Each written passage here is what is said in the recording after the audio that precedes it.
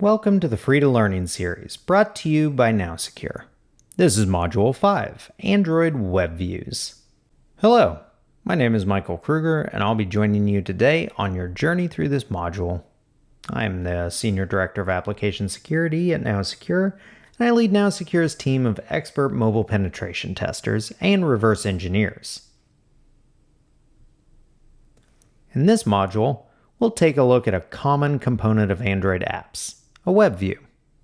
We'll talk about what it is and how we'll use Frida to manipulate it. If you're not already familiar with WebViews, let's review. Android WebViews are a component that allows you to display web content within an Android application. They allow you to embed web pages directly into your Android app, enabling you to show HTML content, CSS, and JavaScript all within your application. You can also interact with web content displayed in a WebView, enabling functionalities like user authentication, displaying dynamic content from a web server, and much more.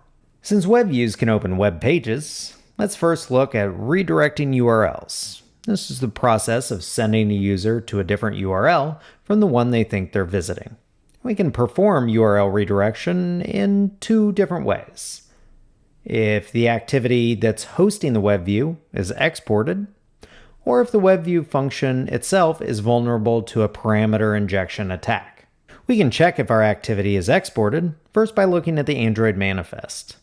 Unfortunately, in this case, it's not exported, so we'll have to find another way to perform our redirection. Now, when reviewing the WebThings class, we find that there is a function called config WebView. And that function accepts a URL as an argument and directs a WebView to load it. Let's try a parameter injection attack then. As we have been doing for the last few modules, we can simply hook this function and replace the call to config WebView with our own URL. In this case, we'll have the application visit nowsecure.com. In this example, you see that our app loads a WebView and a web page within that hosts a login. Now, using our previous script, we instead send that WebView to nowsecure.com. Easy as that.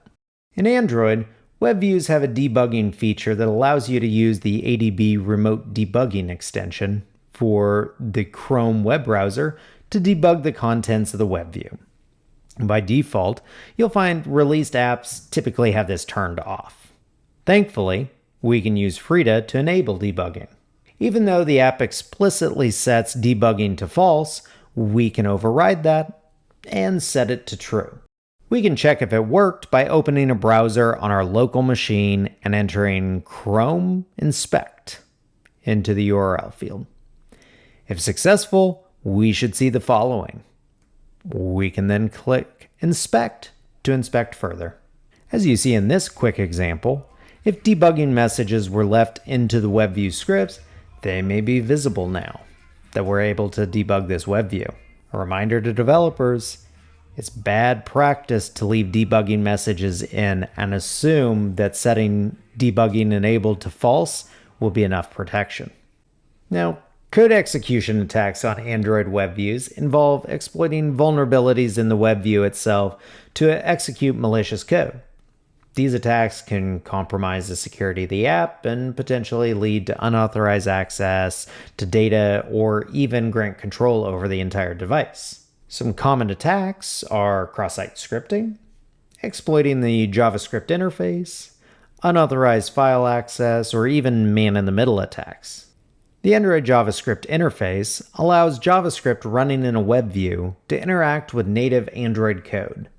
This feature enables bidirectional communication between JavaScript and Java, providing a way for web content loaded in a WebView to invoke Android functionality and vice versa. However, this opens up some security concerns. In particular, unsanitized input can cause unintended behavior, or methods that could potentially allow attackers to perform harmful actions we want to see not being exposed. However, for our case, for security research, there may be some interesting things there. Our WebView loads a login page that runs a simple script utilizing a JavaScript interface. That is auth.m5_process. Let's try to manipulate this and see what this interface returns to our web view. In our script, we can point this web view to a different page of our creation that contains a script that sends dummy data to the auth.m5 process interface. Let's see what happens.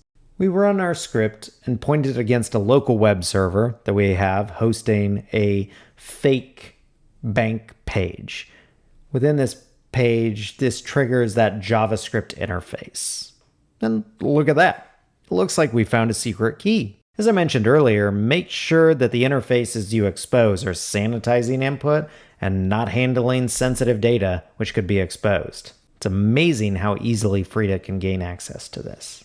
You're almost finished with this module. A few things to remember. Even if the app has turned off WebView debugging, we can still turn it on with Frida. Pay special attention to JavaScript interfaces. They may expose sensitive functionality, and always sanitize inputs.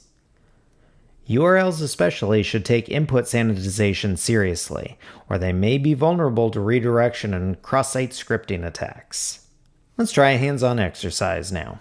Please pay close attention to the requirements. If you don't have the requisite tools or devices, feel free to skip or come back to later. Exercise 1. Install the application if you haven't already. Now, can you find a way to enumerate all of the JavaScript interfaces loaded in the Module 5 WebView section using only Frida? How many were there?